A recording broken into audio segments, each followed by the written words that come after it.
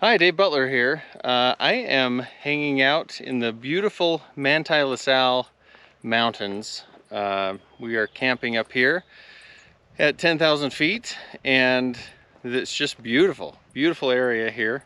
And I thought I would do a little video on some thoughts that I had last night. I had a couple of thoughts on how do we know that we're getting good treatment? How do we know that the treatment that we're getting for scoliosis or for back pain or anything else is the kind of treatment that we should be getting?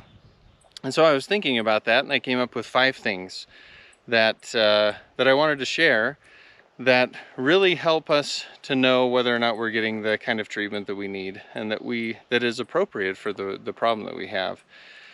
So the first thing that I was thinking about is the treatment that we're being prescribed or suggested, is it backed by research? And I was thinking about this with a lot of the treatments that I do in the clinic. I make sure that I have good research behind those techniques. And so if someone were to ask me if I had some research to back what I do, like with the Schroth method or with something else, I'd be able to give them some research to back that. So if you're wondering if the treatment that you are receiving is appropriate or if it's effective, then what I would suggest you do is talk to the provider and see if they can get you some research. If they should be able to have research on why they're doing what they're doing. If they don't have research on that, that's kind of concerning. We should be treating based on the most current research. So when I was up here in the mountains, I actually had a thought related to this. I like to research plants that are around while I'm hiking or while I'm camping. And the more I research plants, the more plants there are that I want to know about. So one of the fun plants that I've not really researched as much as just looked up what it is called lupine. And lupine is this pretty little plant here. It has beautiful purple flowers. And in my research, well, before my research, lupine has a little pod that looks like peas. And those peas inside, well, they look like peas inside.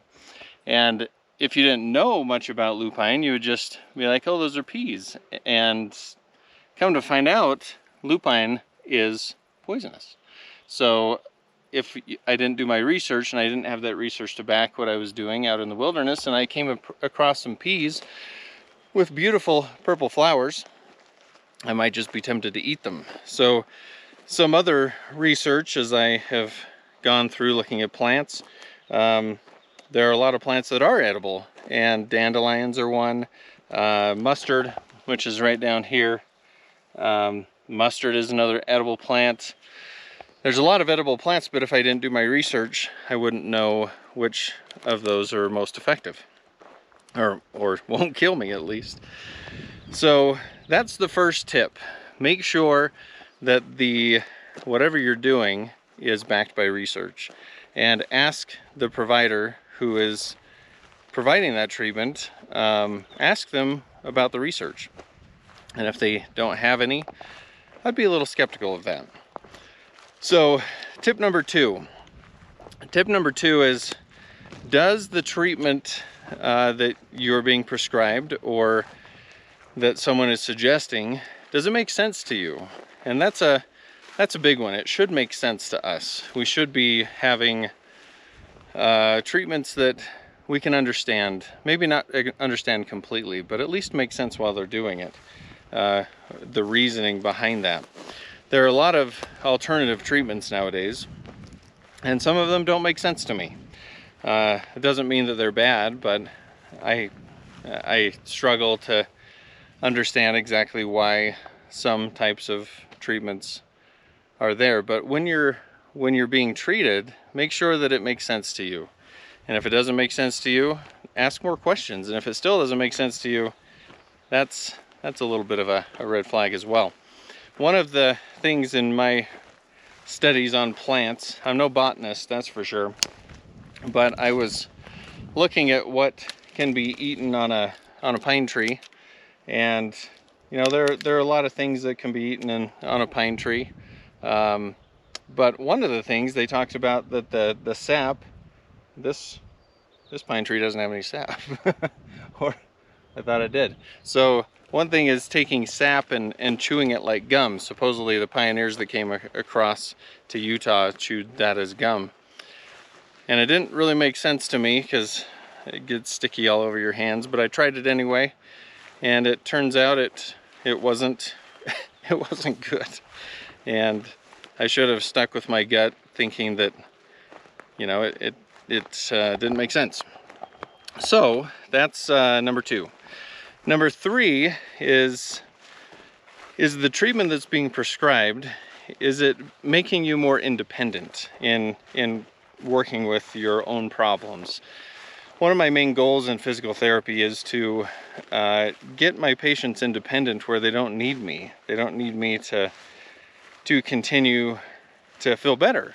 You know, getting exercises and things like that get them to the point where they can be independent. Is the treatment that you are looking at, is it making you more independent? Is it something that you have things that you can do to manage it on your own? And if that's not the case, that's also kind of a red flag. We don't want treatments that just require you to go in and get things done. Sure, there are those things in medicine, heart procedures,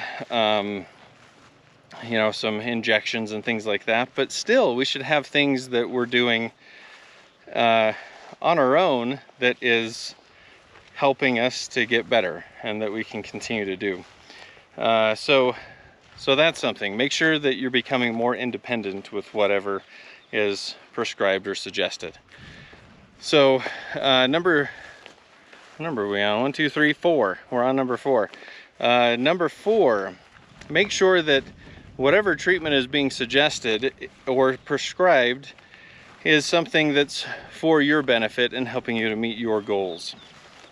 I had an experience recently where I had a former patient give me a call, and he said, you know, hey, can I run some stuff past you? He went to a chiropractor and he was having some back and neck pain and some headaches, and the chiropractor took an x-ray and showed that he was way out of alignment, supposedly, and then talked to him about how he was going to fix his problem. And he then prescribed, over the course of a year, 72 visits. So 3 times a week for like 9 weeks, twice a week for a long time, and then once a week, pretty much taking him out to a full year. And it kind of sparked a red flag in his mind, because when I saw him before, I definitely wasn't seeing him that much, but he had moved further away. And so I talked to him about that, and I talked to him about as I talked to him more, it came to light that it seemed like it was more his work setup and his ergonomics that were the problem. And so we talked about fixing that, and we talked about what I would normally do for that problem, and really I felt like I could get him independent with doing his exercises at home to manage this within 10 visits, 12 at the max. And he was relieved by that, because this 72 visit plan that had been prescribed was fairly expensive, and it wasn't really meeting his goals. His goals were to feel better and get back to doing the things that he really wanted to do, and that plan wasn't meeting those goals, and it wasn't going to his goals. I'm sure it was going to the chiropractor goals, the goals of that chiropractor, where he'd be able to see him that many times. In medicine, we definitely have to make money to keep the doors open, to pay salaries and things like that, but that should not come at the expense of the treatment that you need and the goals that you have. So if it seems like the goals that are being worked towards are more the provider's goals than your goals, that's a red flag. You should probably ask some more questions. Okay, number 5. So number 5, we have a great thing called the internet and a great thing called Google reviews. I do like my patients to be informed online. I do like them to look up other things. It shows me that they are taking ownership of their problem, and it's a good thing. But if you, I mean, you have to take Google reviews with what they're worth. I mean, make sure that the Google reviews that you're seeing aren't just generic, that they're actually talking about the problem that you have, and that you can get results from that. There are many other things online that you can look at. I mean, health grades and other ways that people will put reviews out there, but also doing your own research. Do your own research. Got a book here. Do your own research on what treatments there are out there. If you're being prescribed a treatment and you don't know what it is, look it up.